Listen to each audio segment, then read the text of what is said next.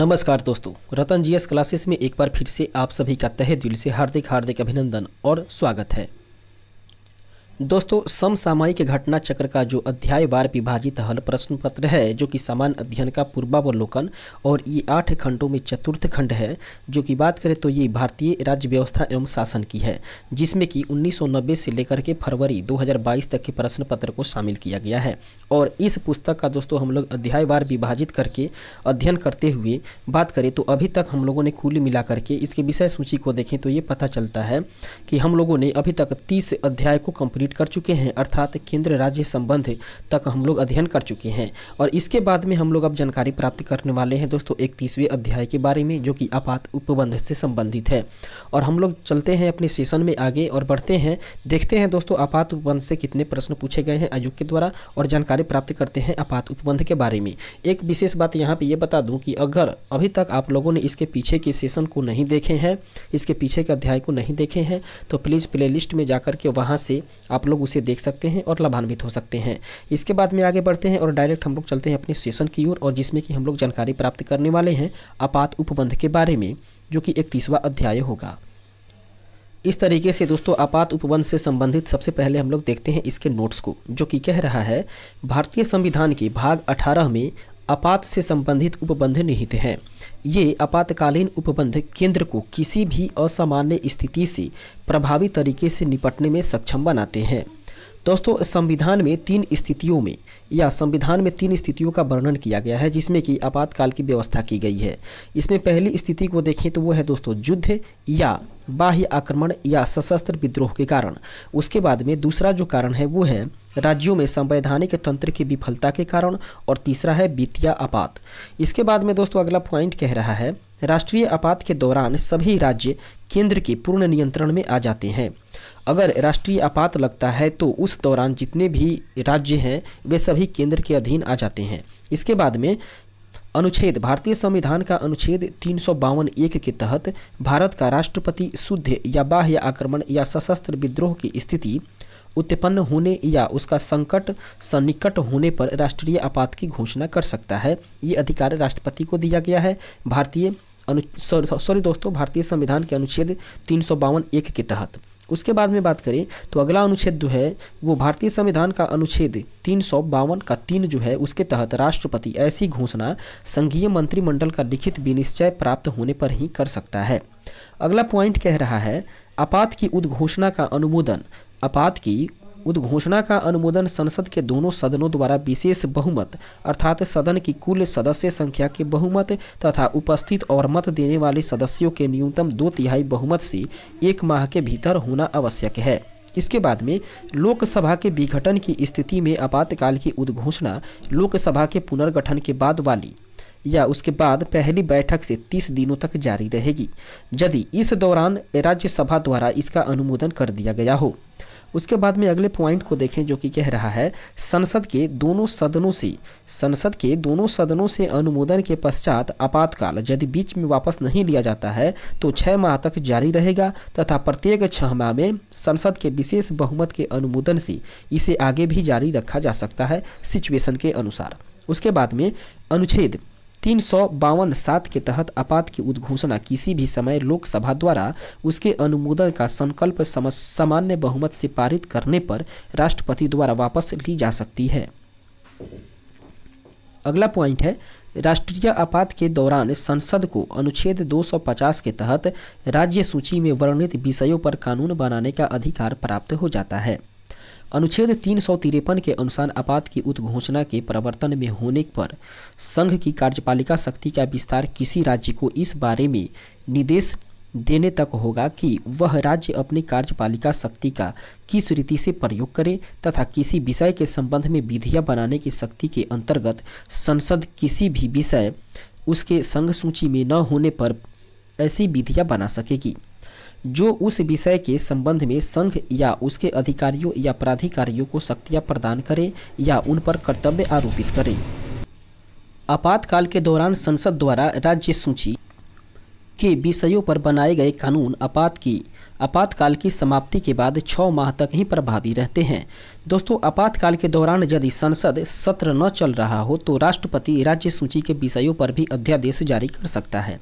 इसके बाद में अनुच्छेद 354 की बात करें तो भारतीय संविधान के अनुच्छेद 354 के अनुसार जब राष्ट्रपति आपातकाल की उद्घोषणा लागू हो तब दोस्तों, एक बार फिर से पढ़ेंगे इस लाइन को। अनुच्छेद 354 के अनुसार जब राष्ट्रीय आपातकाल की उद्घोषणा लागू हो तब राष्ट्रपति केंद्र तथा राज्यों के मध्य राजस्व के संवैधानिक वितरण को संशोधित कर सकता है। अनुच्छेद 83 दो के परंतु के अनुसार राष्ट्रीय आपातकाल की घोषणा के दौरान लोकसभा का कार्यकाल 5 वर्ष, उसके बाद में संसद द्वारा विधि बनाकर एक बार में 1 वर्ष से अनधिक के लिए कितनी भी बार बढ़ाया जा सकता है, किंतु आपातकाल की समाप्ति के बाद यह विस्तार 6 माह से ज़्यादा नहीं हो सकता। अनुच्छेद 172(1) के परंतु के अनुसार संसद आपात की उद्घोषणा के प्रवर्तन में रहने पर राज्य विधानसभा की अवधि भी इसी प्रकार बढ़ा सकती है। इसके बाद में अगला पैराग्राफ कह रहा है, संविधान के अनुच्छेद 368 तथा 359 राष्ट्रीय आपातकाल के मूल अधिकारों पर प्रभाव का उल्लेख करते हैं। जब युद्ध या बाह्य आक्रमण के कारण राष्ट्रीय आपात की उद्घोषणा की जाती है तो अनुच्छेद 368 के तहत अनुच्छेद 19 द्वारा प्रदत्त स्वतंत्रता के 6 अधिकार मूल अधिकार वो स्वतः ही निलंबित हो जाते हैं। इस प्रकार से इसके लिए अलग से आदेश जारी करने की आवश्यकता नहीं होती है। दोस्तों, अनुच्छेद 359 के तहत अन्य मूल अधिकार जैसे कि अनुच्छेद 20 एवं अनुच्छेद 21 को छोड़ करके बाकी के जितने भी मूल अधिकार हैं उसको निलंबन से संशोधित प्रावधान है। इसके बाद में यह अनुच्छेद राष्ट्रपति को यह शक्ति देता है कि वह मूल अधिकारों के निलंबन को लागू कर सके। अनुच्छेद 352 के तहत आपातकाल अब तक 3 बार 1962, 1971 और 1975 ईस्वी में घोषित किया गया है। वहीं अगले पैराग्राफ को देखें जिसमें बताया गया है, अनुच्छेद 356 के अनुसार राज्यों में संवैधानिक तंत्र की विफलता पर राष्ट्रपति शासन की घोषणा की जा सकती है। यदि राष्ट्रपति का किसी राज्य के राज्यपाल से प्रतिवेदन मिलने पर या अन्यथा यह समाधान हो जाता है कि ऐसी स्थिति उत्पन्न हो गई है जिसमें उस राज्य का शासन इस संविधान के उपबंधों के अनुसार नहीं चलाया जा सकता, तो राष्ट्रपति उद्घोषणा द्वारा उस राज्य की सरकार के सभी या कोई कृत्य या शक्तियां अपने हाथ में ले सकता है। इस व्यवस्था के तहत राष्ट्रपति को राज्य सरकार की समस्त शक्तियां प्राप्त हो जाती है। राष्ट्रपति प्रधानमंत्री के नेतृत्व वाली मंत्रिपरिषद को हटा देता है। इस दौरान संसद राज्य के विधानमंडल की विधायी शक्तियों बजट प्रस्ताव पारित करने के सहित इसका प्रयोग करती है। इसके बाद में इस प्रकार के उद्घोषणा जारी होने के 2 माह के भीतर इसका संसद के दोनों सदनों द्वारा अनुमोदन हो जाना चाहिए। यदि उद्घोषणा दोनों संसदों या दोनों सदनों के द्वारा स्वीकृत हो तो राष्ट्रपति शासन वो 6 माह तक चलता है। इसके बाद में प्रत्येक 6 माह पर संसद की स्वीकृति से इसे किसी भी दशा में अधिकतम 3 वर्ष की अवधि तक ही बढ़ाया जा सकता है। परंतु राष्ट्रीय आपात की उद्घोषणा संपूर्ण भारत में अथवा संपूर्ण राज्य या उसके किसी भाग में परिवर्तन में होने तथा निर्वाचन आयोग द्वारा राज्य विधानसभा हेतु आम निर्वाचन करना संभव न होने के प्रमाणन पर ही इस अवधि को 1 वर्ष से आगे बढ़ाया जा सकता है। दोस्तों, पंजाब राज्य में वर्ष 1987 ईस्वी में लगाए गए राष्ट्रपति शासन की अवधि को संविधान संशोधनों के द्वारा आगे 5 वर्षों के लिए बढ़ाया गया था। राष्ट्रपति शासन का प्रस्ताव सदन द्वारा सामान्य बहुमत से पारित किया जा सकता है। अगला अनुच्छेद है दोस्तों अनुच्छेद 360। अनुच्छेद 360 के तहत वित्तीय आपात से संबंधित प्रावधान उल्लेखित है। राष्ट्रपति यदि संतुष्ट हो कि ऐसी स्थिति उत्पन्न हो गई है कि भारत या उसके किसी क्षेत्र की वित्तीय स्थिति खतरे में है तो वह वित्तीय आपात की घोषणा कर सकता है। इस उद्घोषणा को जारी होने के 2 माह के अंदर संसद की स्वीकृति मिलनी अनिवार्य है। संसद की सामान्य बहुमत से प्राप्त स्वीकृति के उपरांत वित्तीय आपात अनिश्चित काल के लिए तक प्रभावी रहेगा जब तक कि इसे पश्चातवर्ती उद्घोषणा के द्वारा वापस न लिया जाए। दोस्तों, वित्तीय आपात की अवधि में राज्य के सभी वित्तीय मामले पर केंद्र का नियंत्रण हो जाता है। हालांकि अभी तक कभी वित्तीय आपात लागू नहीं किया गया है। इसके बाद वाले पैराग्राफ को देखें जो कि कह रहा है दोस्तों, के एम नंबियार के अनुसार राष्ट्रपति का आपातकालीन अधिकार संविधान के साथ धोखा है। दोस्तों, मूल संविधान के अनुच्छेद 352 की आंशिक अशांति के स्थान पर 44वें संविधान संशोधन अधिनियम 1978 से सशस्त्र विद्रोह प्रतिस्थापित किया गया। अनुच्छेद 355 के तहत संघ का यह कर्तव्य है कि बाह्य आक्रमण और आंतरिक अशांति से प्रत्येक राज्य की रक्षा करें और प्रत्येक राज्य की सरकार का संविधान के उपबंधों के आधार पर चलाया जाना सुनिश्चित करें। इसके बाद हम लोग आगे बढ़ते हैं और बात करते हैं इसके प्रश्न कोश के बारे में, अर्थात इस टॉपिक से अब कितने प्रश्न पूछे गए हैं उनका हम लोग अवलोकन करते हैं। पहले देखते हैं सबसे पहले प्रश्न को, जो कि कह रहा है भारतीय संविधान के अंतर्गत कितने प्रकार के आपातकाल की सोच है। दोस्तों, भारतीय संविधान के अंतर्गत बात करें तो कुल मिलाकर 3 प्रकार के आपातकाल की सोच है। ऑप्शन नंबर बी इसका राइट आंसर होगा।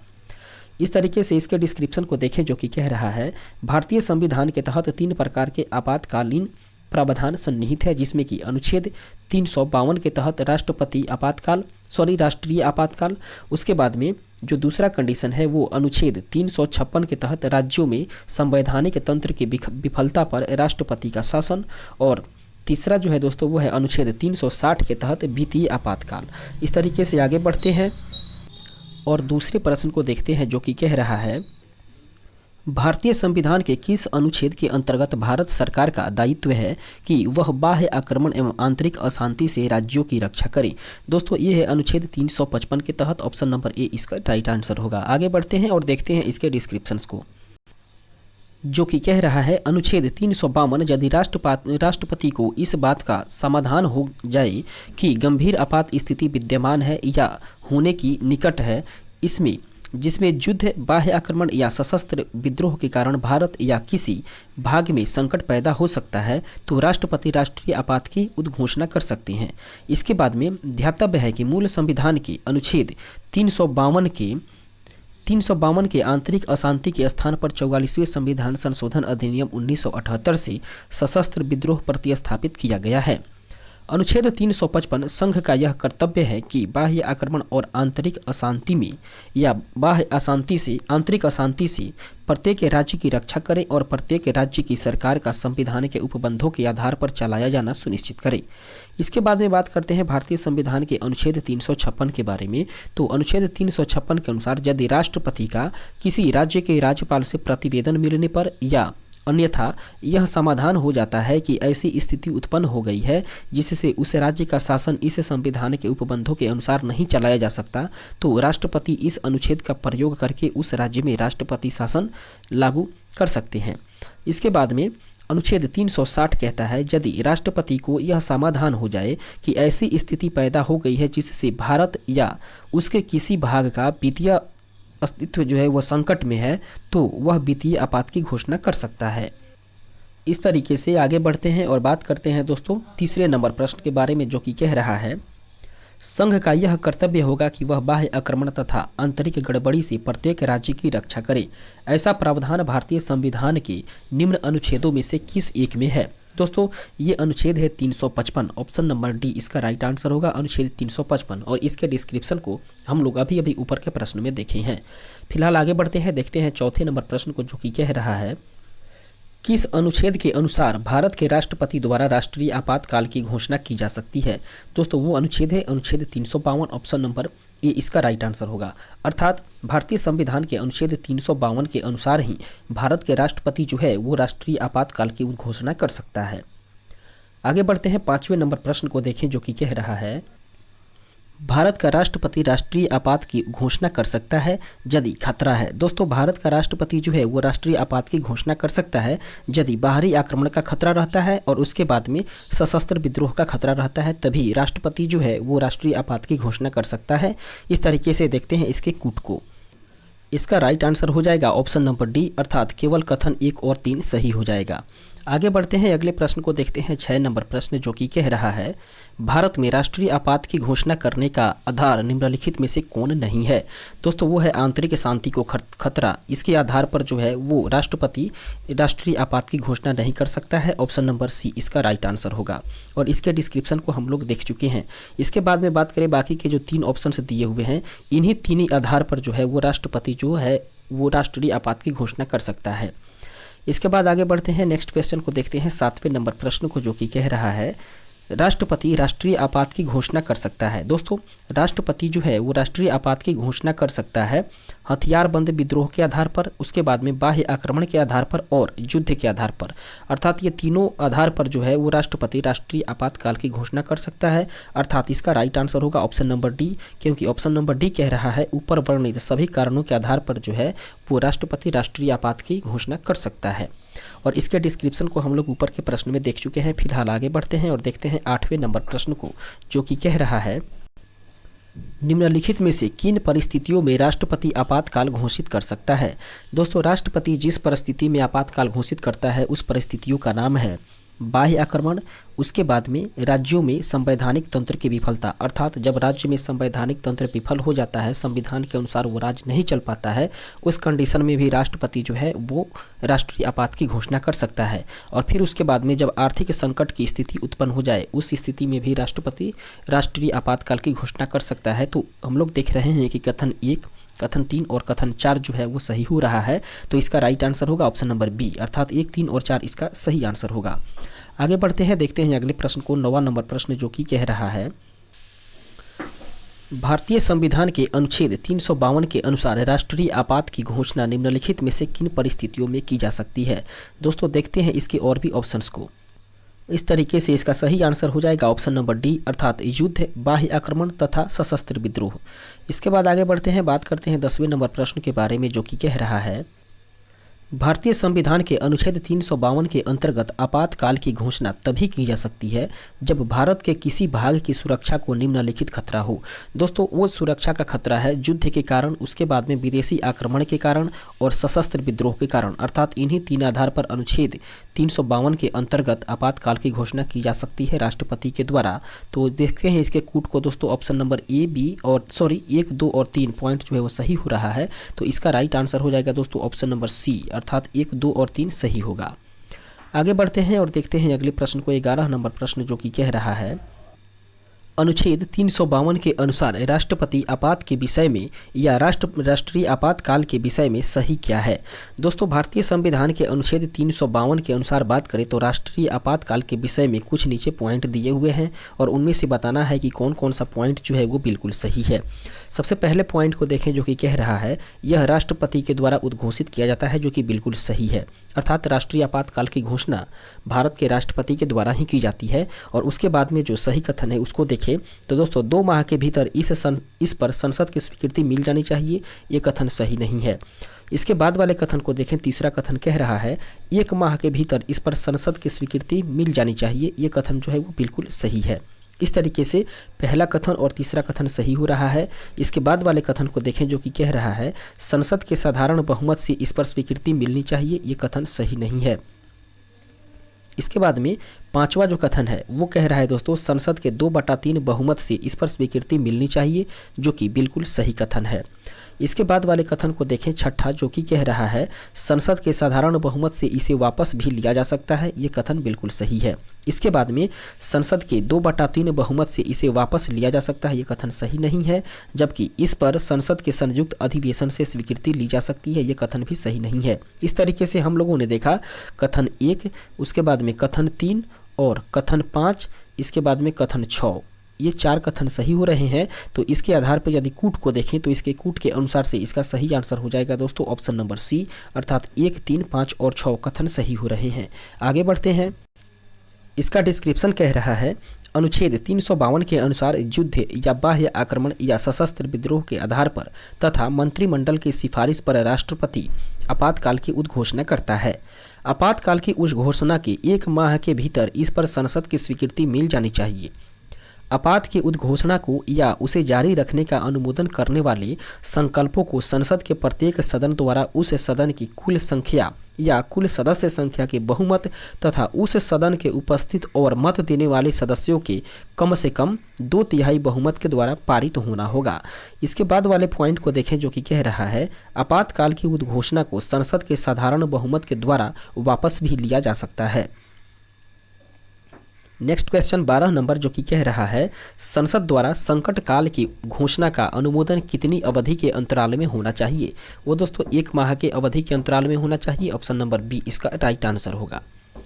आगे बढ़ते हैं 13वें नंबर प्रश्न को देखें, जो कि कह रहा है आपातकाल की घोषणा को स्वीकृति हेतु संसद के समक्ष रखा जाना आवश्यक है। दोस्तों 1 माह के अंदर ही, ऑप्शन नंबर ए इसका राइट आंसर होगा। आगे बढ़ते हैं, नेक्स्ट क्वेश्चन 14 नंबर, जो कि कह रहा है संघ एवं राज्यों के बीच करों के विभाजन संबंधी प्रावधानों को राष्ट्रीय आपात के समय निलंबित किया जा सकता है। ऑप्शन नंबर बी इसका राइट आंसर होगा। इसके डिस्क्रिप्शन को देखें, जो कि कह रहा है संघ एवं राज्यों के बीच करों के विभाजन अर्थात राजस्वों का जो वितरण होता है उसके संबंधित जो प्रावधान है वो भारतीय संविधान के अनुच्छेद 268 से लेकर के अनुच्छेद 279 तक में प्रावधान किया गया है। और इस प्रावधान को राष्ट्रीय आपात अनुच्छेद 352 के तहत आपात की उद्घोषणा की स्थिति में संविधान के अनुच्छेद 354(1) के तहत राष्ट्रपति के आदेश के द्वारा निलंबित या उस आदेश में विनिर्दिष्ट उपबंधों के अधीन प्रभावी किया जा सकता है।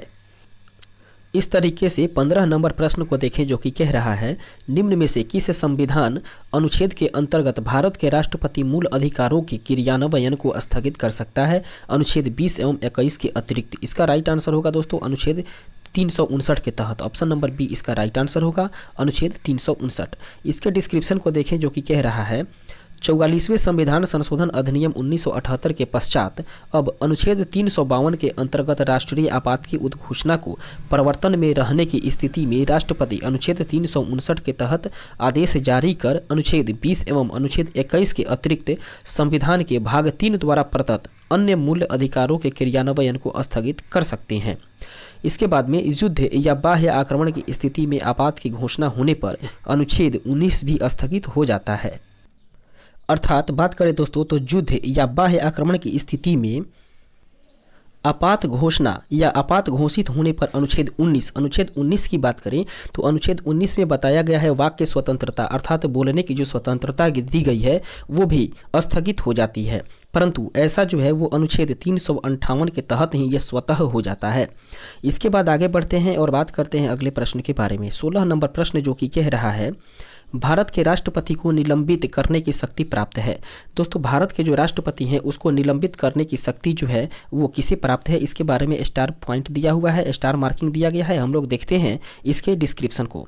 कह रहा है युद्ध या बाह्य आक्रमण के आधार पर अनुच्छेद 352 के तहत आपातकाल की घोषणा होने पर अनुच्छेद 368 के तहत अनुच्छेद 19 में वर्णित मूल अधिकार स्वतः ही लंबित हो जाते हैं। अनुच्छेद 19 की बात करें तो अभी हम लोगों ने जानकारी प्राप्त किया है ये अनुच्छेद 19 जो है वो वाक्य स्वतंत्रता से संबंधित है और ये स्वतंत्रता जो है वो स्वतः ही निलंबित हो जाती है। जबकि अन्य मूल अधिकार जो कि अनुच्छेद 20 एवं 21 को छोड़ करके अर्थात बात करें अनुच्छेद 20 के बारे में तो ये है दोस्तों अपराधों के लिए दोष सिद्धि के संबंध में संरक्षण, और अनुच्छेद 21 की बात करें तो वो है दोस्तों प्राण और दैहिक स्वतंत्रता। ये दोनों जो है वो 44वें संविधान संशोधन से इसको लंबित करने की शक्ति राष्ट्रपति को अनुच्छेद 359 के तहत प्राप्त हो चुकी है, जिसमें अनुच्छेद 21 ये भी शामिल है।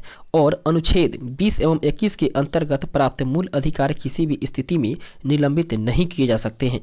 साथ ही सशस्त्र विद्रोह के कारण ही आपातकाल की घोषणा होने पर अनुच्छेद 19 जो कि वाक स्वतंत्रता से संबंधित है वह स्वतः ही निलंबित हो जाता है या निलंबित नहीं होगा। इसके बाद में ये निलंबित नहीं होगा बल्कि राष्ट्रपति अनुच्छेद 359 के तहत तब इसे निलंबित कर सकते हैं। इसके बाद में इस प्रकार इस प्रश्न के 3 सही उत्तर हो जाएंगे ए, सी और डी।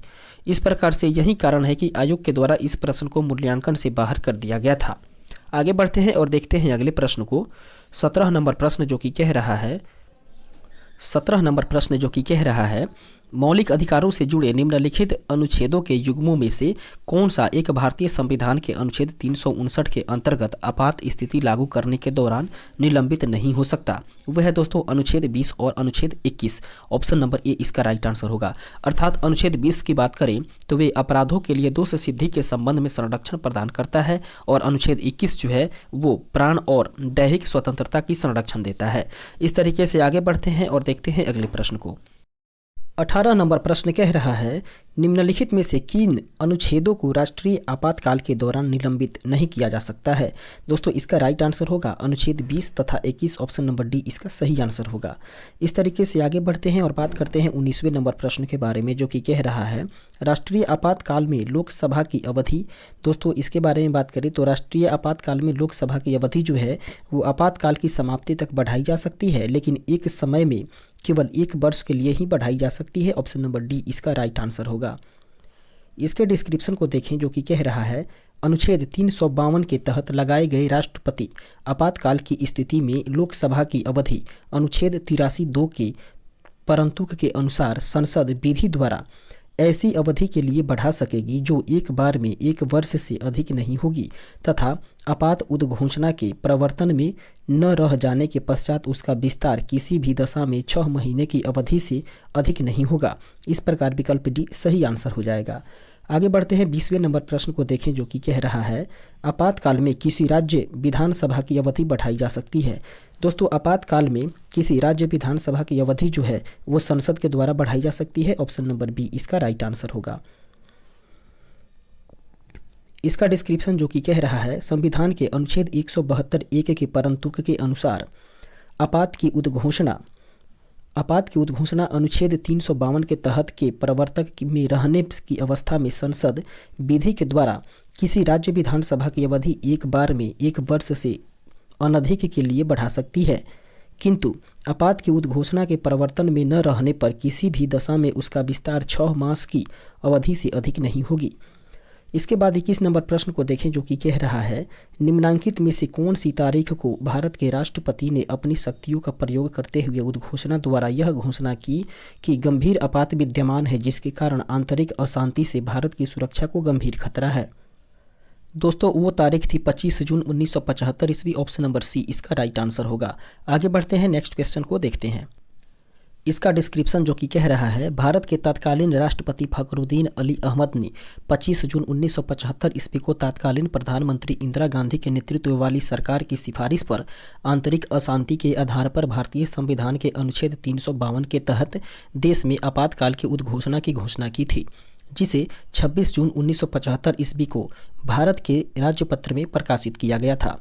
इसके बाद आगे बढ़ते हैं, बात करते हैं 22वें नंबर प्रश्न के बारे में, जो कि कह रहा है अभिकथन ए भारतीय संविधान मूलतः संघात्मक स्वरूप का है। उसके बाद में कारण आर बता रहा है अनुच्छेद 352 में राज्यों में संवैधानिक तंत्र की विफलता की दिशा या दशा के प्रावधान है। इस तरीके से देख रहे हैं दोस्तों, अभिकथन जो है वो सही है और कारण जो है वो गलत है। इसका राइट आंसर होगा ऑप्शन नंबर सी, अर्थात इसका सही आंसर होगा दोस्तों ऑप्शन नंबर सी। देखते हैं इसके डिस्क्रिप्शन को, जो कि कह रहा है भारत के संविधान के स्वरूप का वर्णन विभिन्न प्रकार से किया गया है। इसे अर्ध परिसंघीय तथा एकात्मक परिसंघीय का अद्भुत समन्वय कहा जाता है, तथापि इसका स्वरूप मूलतः संघात्मक ही है।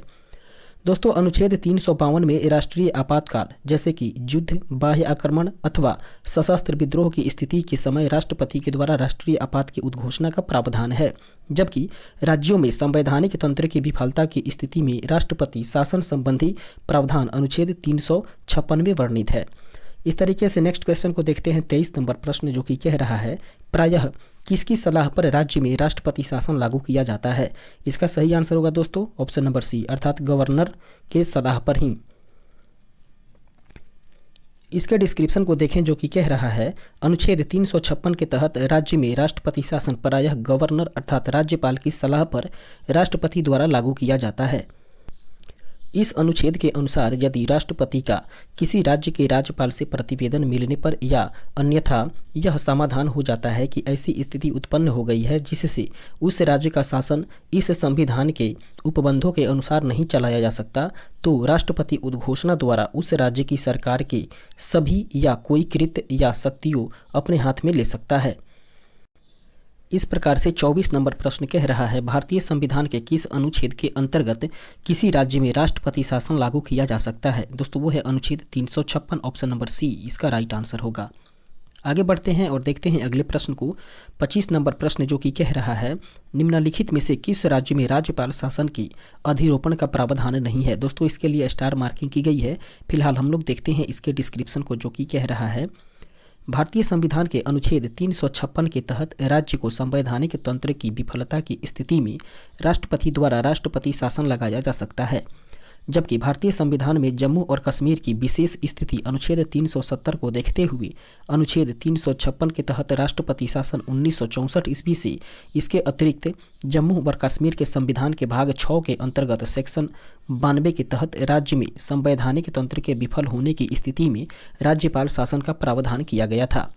जबकि इसके बाद ज्ञात हो कि दोस्तों ध्यातव्य हो कि जम्मू और कश्मीर के लिए विशेष प्रावधान एवं पृथक संविधान की अवस्था अब समाप्त कर दी गई है तथा जम्मू और कश्मीर पुनर्गठन अधिनियम 2019 के तहत अब जम्मू और कश्मीर संघ राज्य क्षेत्र हैं। प्रश्नानुसार दिए गए विकल्पों में मणिपुर, मिजोरम और मेघालय में राज्यपाल शासन के अधिरोपण का प्रावधान नहीं है। उत्तर प्रदेश लोक सेवा आयोग ने अपने उत्तर पत्रक में इस प्रश्न को मूल्यांकन से बाहर कर दिया था।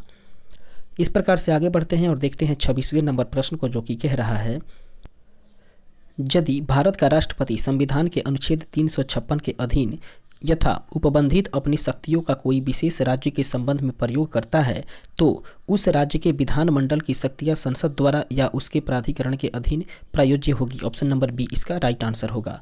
इस तरीके से आगे बढ़ते हैं और देखते हैं दोस्तों अगले इसके डिस्क्रिप्शंस को, जो कि कह रहा है, राष्ट्रपति द्वारा संविधान के अनुच्छेद 356 के अधीन यथा उपबंधित अपनी शक्तियों का किसी विशेष राज्य के संबंध में प्रयोग करने का प्रभाव यह रहता है कि उस राज्य की सरकार के सभी या कोई कृत्य तथा राज्यपाल या राज्य के किसी प्राधिकारी या निकाय में निहित या अपने द्वारा प्रयोज्य सभी या कोई शक्तियाँ राष्ट्रपति अपने हाथ में ले सकता है।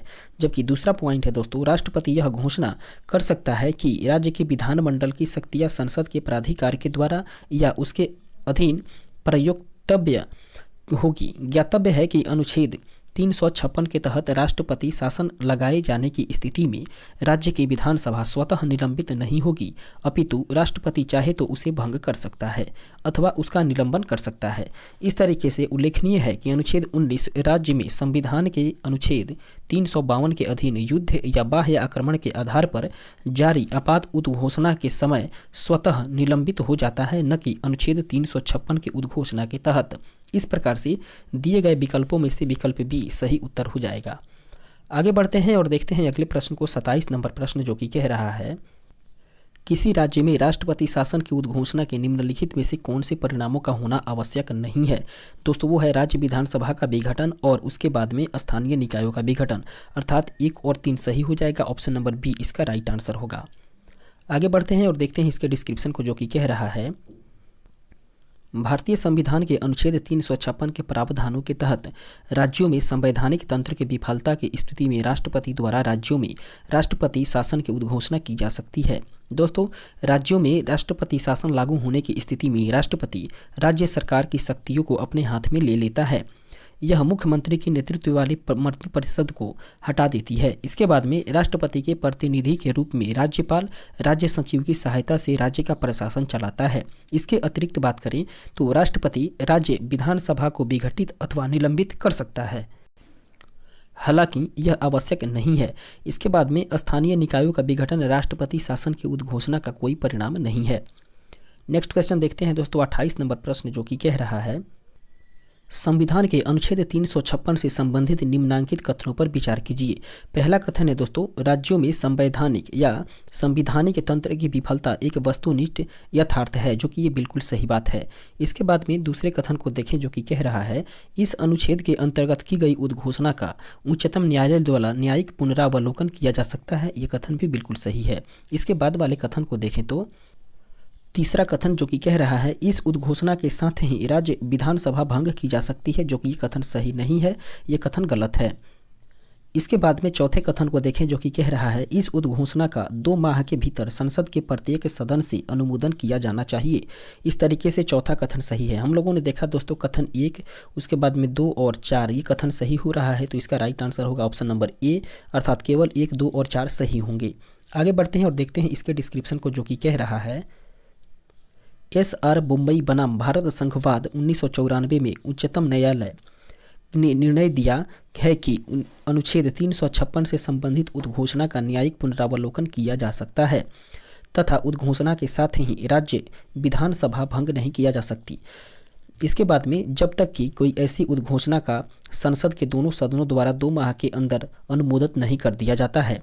इसके बाद कह रहा है इसमें यह भी निर्धारित किया गया है कि संवैधानिक तंत्र की विफलता यथार्थ में होनी चाहिए, न कि विकल्पित आधारों पर। इस तरीके से आगे बढ़ते हैं और देखते हैं अगले प्रश्न को। 29 नंबर प्रश्न जो कि कह रहा है राष्ट्रपति शासन अधिकतम लगाया जा सकता है। दोस्तों राष्ट्रपति शासन जो है वो अधिकतम 3 वर्षों के लिए लगाया जा सकता है। ऑप्शन नंबर डी इसका राइट आंसर होगा। इसके डिस्क्रिप्शन को देखें जो कि कह रहा है यद्यपि संविधान के अनुच्छेद 356 के अधीन राष्ट्रपति शासन की उद्घोषणा प्रत्येक 6 माह पर पुनः संसद के दोनों सदनों द्वारा पारित होकर के अधिकतम 3 वर्ष तक प्रवर्तन में रह सकती है, परंतु इसमें 1 वर्ष के आगे या 1 वर्ष से आगे प्रवृत्त रहने के संदर्भ में कोई संकल्प संसद द्वारा तभी पारित किया जाएगा जबकि उस समय संपूर्ण भारत अथवा संपूर्ण राज्य में या उसके किसी भाग में आपात की उद्घोषणा अनुच्छेद 352 के तहत परिवर्तित हो। और दूसरा पॉइंट है दोस्तों, निर्वाचन आयोग यह प्रमाणित करे कि उस राज्य में निर्वाचन कराना संभव नहीं है। और मार्च 1987 ईस्वी में पंजाब राज्य में लगाए गए राष्ट्रपति शासन की अवधि संवैधानिक संविधानों के द्वारा बढ़ाई गई थी। इस प्रकार से आगे बढ़ते हैं और बात करते हैं 30वें नंबर प्रश्न के बारे में जो कि कह रहा है सूची 1 का मिलान सूची 2 से कीजिए तथा दिए गए कूट की सहायता से सही उत्तर का चयन करिए। दोस्तों सूची 1 में राज्य दिया हुआ है जबकि सूची 2 में 2019 तक राष्ट्रपति शासन लागू किए जाने की संख्या को दिया गया है। दोस्तों बात करें सबसे पहले मणिपुर के बारे में, तो मणिपुर में बात करें तो वहाँ पर 9 बार अर्थात 1 का मिलान हो जाएगा 3 से, जबकि उत्तर प्रदेश को देखें तो उत्तर प्रदेश में 10 बार जबकि बी का मिलान होगा 2 से। इसके बाद में सी अर्थात बिहार को देखें तो दोस्तों बिहार का 8 बार अर्थात 1 का मिलान 1 से, और डी का मिलान जो हो जाएगा दोस्तों उड़ीसा उसका हो जाएगा 4 से अर्थात 6 बार। इसके बाद देखते हैं इसके ऑप्शंस को, तो इसका राइट आंसर होगा ऑप्शन नंबर बी, इसका सही आंसर हो जाएगा। अर्थात ऑप्शन नंबर बी के अनुसार देखें तो दोस्तों ए अर्थात मणिपुर का हो जाएगा दोस्तों 10, और उसके बाद में उत्तर प्रदेश बी का हो जाएगा दोस्तों 9, जबकि बिहार की बात करें तो बिहार का हो जाएगा 8 और उड़ीसा का हो जाएगा 6। इसके बाद आगे बढ़ते हैं और देखते हैं इसके डिस्क्रिप्शंस को। इस तरीके से इसका डिस्क्रिप्शन जो है वो कह रहा है सही सुमेल इस प्रकार से है। दोस्तों एक तरफ सूची 1 में जिसमें राज्य है और सूची 2 में 2019 तक राष्ट्रपति शासन लागू किए जाने की संख्या को बताया गया है। दोस्तों बात करें मणिपुर के बारे में तो मणिपुर में 10 बार और उत्तर प्रदेश में 9 बार जबकि बिहार में 8 बार और उड़ीसा में 6 बार। इसके बाद आगे बढ़ते हैं और देखते हैं 31वें नंबर प्रश्न को जो कि कह रहा है भारतीय संविधान के अनुच्छेद 356 के अंतर्गत राष्ट्रपति शासन सर्वप्रथम कहाँ लागू किया गया था। दोस्तों वो लागू किया गया था पेप्सू में। ऑप्शन नंबर सी इसका राइट आंसर होगा पेप्सू। इसके डिस्क्रिप्शन को देखें जो कि कह रहा है भारतीय संविधान के अनुच्छेद 356 के तहत राष्ट्रपति शासन सर्वप्रथम 1951 में तत्कालीन पंजाब में और फिर 1953 में पटियाला एवं ईस्ट पंजाब स्टेट यूनियन अर्थात पेप्सू राज्य में लगाया गया था। उल्लेखनीय है कि 1 नवंबर 1956 ईस्वी को हुए राज्यों के पुनर्गठन में पेप्सू संघ का पंजाब में विलय कर दिया गया था। आगे बढ़ते हैं, देखते हैं अगले प्रश्न को। 32 नंबर प्रश्न जो कि कह रहा है भारत के संविधान के अनुच्छेद 360 के अधीन वित्तीय आपात से संबंधित निम्नलिखित कथनों पर विचार करिए। दोस्तों नीचे 2 कथन दिया गया है और बताना है कि दोनों कथन में से अनुच्छेद 60 के अधीन कौन सा कथन सही है। पहला कथन कह रहा है वित्तीय आपात की उद्घोषणा 2 मास की समाप्ति पर प्रवर्तन में नहीं रहेगी यदि उस अवधि की समाप्ति से पहले संसद के दोनों सदनों के विकल्पों द्वारा उसका अनुमोदन नहीं कर दिया जाता। इस प्रकार से ये कथन जो है वो बिल्कुल सही है। जबकि दूसरे कथन की बात करें तो दूसरा कथन कह रहा है दोस्तों यदि वित्तीय आपात परिवर्तन में हो तो भारत का राष्ट्रपति संघ के कार्यपाल के संबंध में सेवा रखने वाली सभी या किसी वर्ग के व्यक्तियों के तुरंत अपने अंतर्गत उच्चतम न्यायालय और उच्च न्यायालयों के न्यायाधीश नहीं आते वेतन और भत्तन में कमी करने के लिए निर्देश देने में सक्षम है। इस प्रकार से हम लोगों ने देखा केवल कथन 1 सही हो रहा है, तो इसका राइट आंसर होगा ऑप्शन नंबर ए अर्थात केवल कथन 1 सही है। इस तरीके से इसके डिस्क्रिप्शन को देखें जो कि कह रहा है वित्तीय आपातकाल की उद्घोषणा राष्ट्रपति द्वारा अनुच्छेद 360(1) के तहत भारत या उसके राज्य क्षेत्र के किसी भाग के वित्तीय अस्थायित्व या संकट के अवसर पर की जाती है। अनुच्छेद 360(2) के उपखंड ग के अनुसार यह उद्घोषणा 2 माह की समाप्ति पर परिवर्तन में नहीं रहेगी यदि उस अवधि की समाप्ति से पहले संसद के दोनों सदनों द्वारा उसका अनुमोदन नहीं किया जाता। इस तरीके से कथन एक जो है वो सही है। इसके बाद वाले पैराग्राफ को देखें जो कि कह रहा है अनुच्छेद 360(4) के उपखंड ख के अनुसार वित्तीय आपात के दौरान राष्ट्रपति द्वारा निर्देश जारी कर भारतीय संघ के कार्यपालक के संबंध में सेवा करने वाले सभी या किसी वर्ग के व्यक्तियों जिसमें उच्चतम न्यायालय एवं उच्च न्यायालय के न्यायाधीश भी शामिल हैं उसके वेतन और भत्तों में कमी की जा सकती है। इस प्रकार से कथन 2 सही नहीं है। आगे बढ़ते हैं, बात करते हैं दोस्तों 33 नंबर प्रश्न के बारे में जो कि कह रहा है निम्नलिखित में से भारतीय संविधान के किस अनुच्छेद का उपयोग अभी तक नहीं किया गया है। इसका सही आंसर होगा दोस्तों अनुच्छेद 360 का, ऑप्शन नंबर डी इसका राइट आंसर होगा। ऑप्शन नंबर डी अनुच्छेद 360। इसके डिस्क्रिप्शन को देखें जो कि कह रहा है अनुच्छेद 360 वित्तीय आपात से संबंधित उपबंध है और इस अनुच्छेद का उपयोग अभी तक नहीं किया गया है। इस अनुच्छेद के अनुसार यदि राष्ट्रपति को यह समाधान हो जाए कि ऐसी स्थिति पैदा हो गई है जिससे भारत या उसके किसी भाग का वित्तीय अस्थायित्व संकट में है तो यह वित्तीय आपात की उद्घोषणा कर सकता है। इसके बाद वाले अनुच्छेद की बात करें दोस्तों भारतीय संविधान के अनुच्छेद 352 के बारे में, तो इसके अनुसार यदि राष्ट्रपति को इस बात का समाधान हो जाए कि गंभीर आपात स्थिति विद्यमान है या होने के निकट है जिससे युद्ध, बाह्य आक्रमण या सशस्त्र विद्रोह से भारत या उसके किसी भाग में संकट पैदा हो सकता है तो इस अनुच्छेद का प्रयोग राष्ट्रपति कर सकती है। और इस अनुच्छेद का प्रयोग अब तक 3 बार किया गया है, 1962 में, 1971 में और 1975 ईस्वी में। इसके बाद देखते हैं दोस्तों अगले पैराग्राफ में अनुच्छेद 356 के बारे में। भारतीय संविधान का अनुच्छेद 356 के तहत राष्ट्रपति राज्यों के संवैधानिक तंत्र के विफल हो जाने की दिशा में राज्यों में राष्ट्रपति शासन लागू कर सकता है, जबकि अनुच्छेद 360 में राष्ट्रपति के शपथ ग्रहण से संबंधित उपबंध भी है। आगे बढ़ते हैं, बात करते हैं दोस्तों 34वें नंबर प्रश्न के बारे में जो कि कह रहा है भारत में वित्तीय आपातकाल की घोषणा आज तक कितनी बार की गई है।